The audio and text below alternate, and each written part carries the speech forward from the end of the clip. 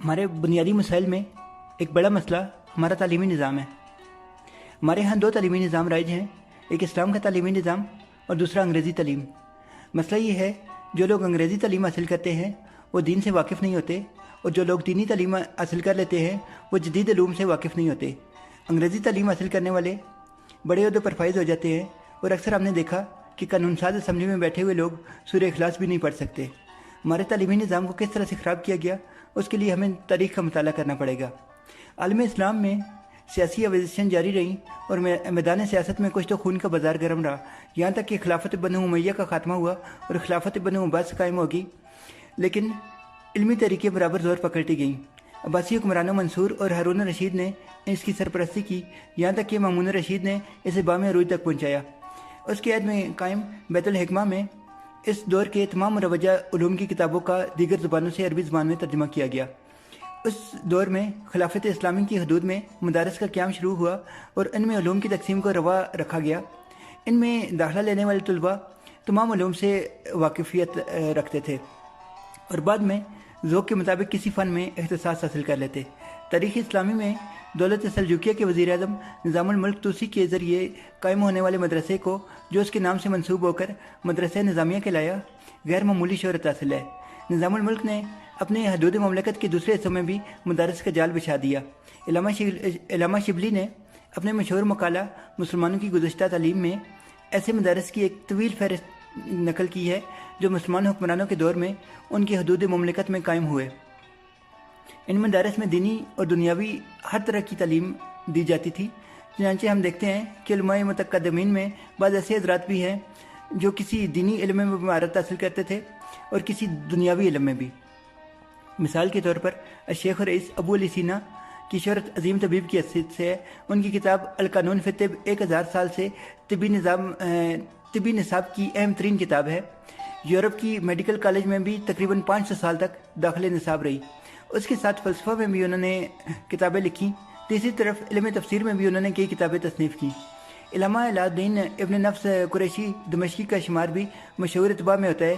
نور الدین زنگی اور صلاح الدین ایوبی کے قائم کردہ 2 اسپتالوں میں وہ افسر اتباع رہے۔ اس کے علاوہ وہ عظیم فقیہ بھی تھے اور قاہرہ کے مدرسہ مسروریہ میں فقہ شافعی کا درس دیتے تھے۔ اس زمن میں اندلس کے علامہ ابن رشد قرطبی کا تذکرہ دلچسپی سے خالی نہ ہوگا۔ وہ بیک وقت طبیب بھی تھے، فلسفی بھی تھے اور فقیہ بھی تھے۔ فقہ میں ان کی کتاب بدایت المجتہد، فلسفہ میں تحفظ التعافت اور طب میں کتاب الکلیات، یہ تینوں کتابیں اب تک مرجع اخلاق ہیں اور مشرق و مغرب میں ان سے بھرپور استفادہ حاصل کیا جاتا ہے۔ غیر منقسم ہندوستان میں بھی مدارس کے قیام کی ایک زرعی تاریخ ہے۔ عہد سلطنت میں اور بعد میں مغلیہ عہد میں ملک کے ہر حصے میں مدارس قائم کیے گئے۔ ان میں تمام مروجہ علوم پڑھائے جاتے تھے۔ ان مدارس کو حکومت کی سرپرستی حاصل رہتی تھی اور ان کا پورا خرچ سرکاری طور پر اٹھایا جاتا تھا۔ ہندوستان سے جب مسلمانوں کی حکمرانی ختم ہوئی اور اس پر انگریزوں کا تسلط قائم ہوا تو ان مدارس پر افتاد پڑی۔ سرکاری امداد سے محروم ہو جانے کی وجہ سے وہ بند ہو گئے۔ انگریزوں نے اپنا تعلیمی نظام رائج کیا۔ اس کے تحت جو تعلیمی ادارے قائم کیے گئے وہ انگریزوں کی ضرورت پورے کرنے کے لیے تھے۔ سیاسی الغار کے ساتھ ساتھ فکری الغار کی بھی زبردست کوششیں کی گئیں اور عیسائیت کو خوب بڑھاوا دیا جاتا رہا۔ اس صورتحال نے تعلیم کی دوئی پیدا کی اور دینی تعلیم اور غیر دینی تعلیم کے ادارے وجود میں آئے۔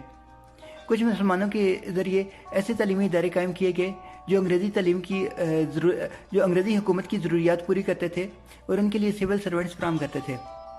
دوسری طرف ہندوستان میں مسلمانوں کے تہذیبی وجود و بقا کے لیے فکرمند اصحاب نے ان کے لیے خالص دینی تعلیم کے ادارے قائم کیے تاکہ ارتداد سے ان کی حفاظت ہو سکے اور وہ مسلمان رہتے ہوئے یہاں زندگی گزار سکیں۔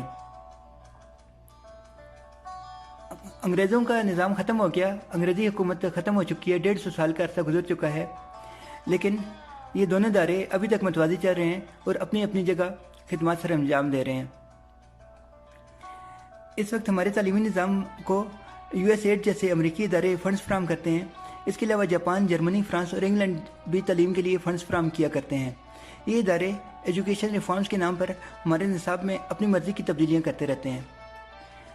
انگریز جا چکا ہے لیکن ابھی تک انگریز کا تعلیمی نظام ختم نہیں ہوا۔ ناظرین، اگر آپ کو یہ ویڈیو پسند آئے تو اس ویڈیو کو لائک کریں، चैनल को सब्सक्राइब करें और इस वीडियो को ज़्यादा से ज़्यादा शेयर करें।